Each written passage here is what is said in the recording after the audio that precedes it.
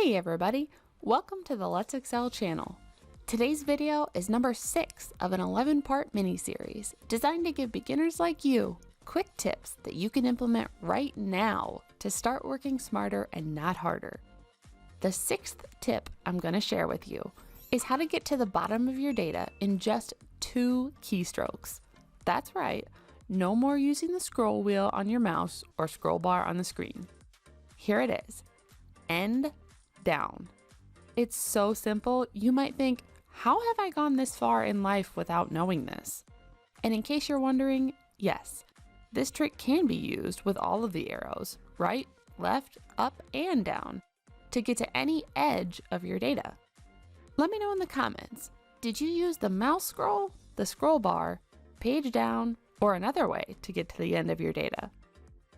If you got value out of this video and want to learn more Excel hacks, be sure to hit the subscribe and notification buttons to be alerted each time a new video is posted, and so I can help you work smarter and not harder.